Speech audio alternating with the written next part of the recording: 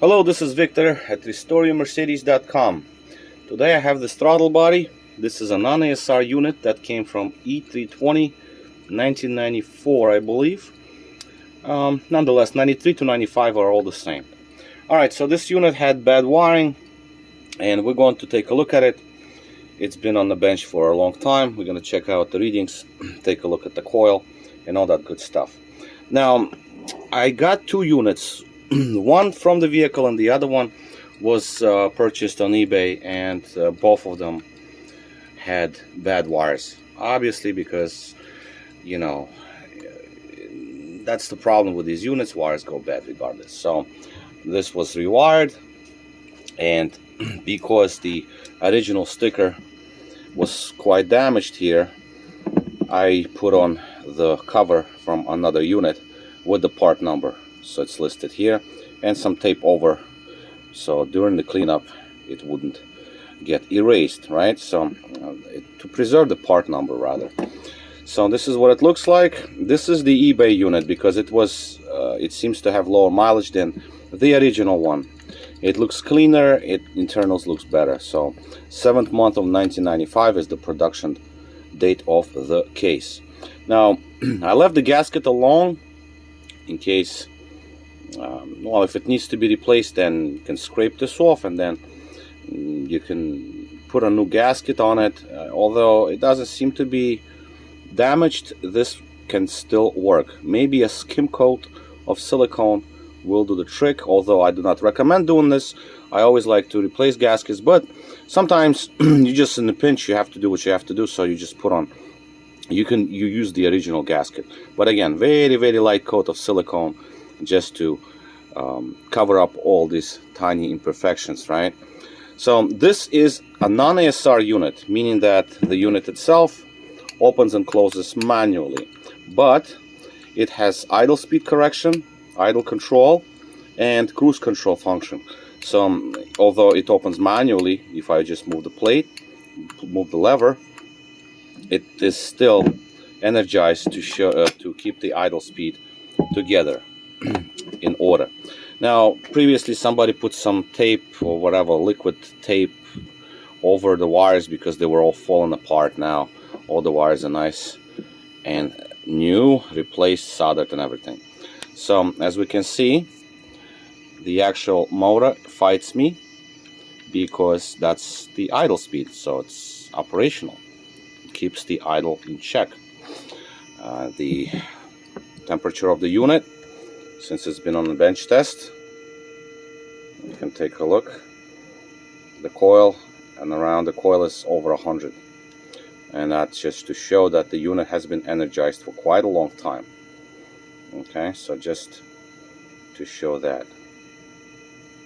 Alright, so what we're going to look at next is the readings. So for that I have to do a few manipulations here. Now we have two potentiometers. One of them I can activate by just moving the linkage, right? So that's that one. This one I can't because the gear right here is not going to move because it is held up by the motor. As you can see, it's fighting me because it is keeping the idle speed where it's supposed to be.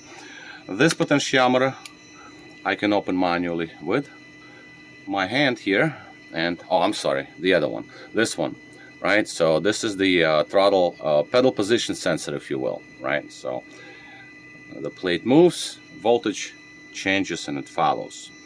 Now next thing what I'm going to do is I'm going to induce a limp mode here, but we're still going to see the readings.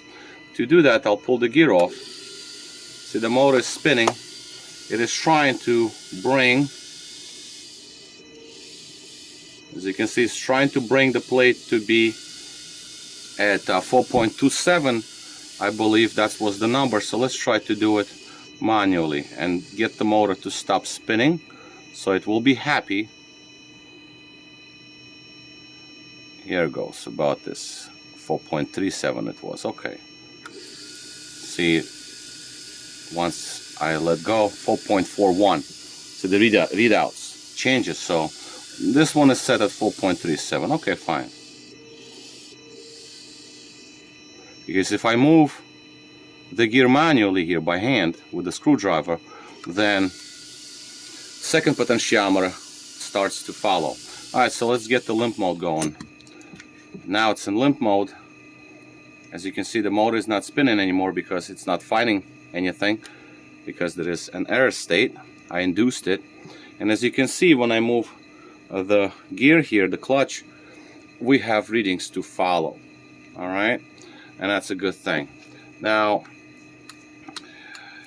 both potentiometers are in lock and they move together. Okay, although this one, I can't really do much with this potentiometer, because now this gear is, both potentiometers move in unison. Alright, because once it's re-engaged, there will be only one that will move. Let's just do that. Alright.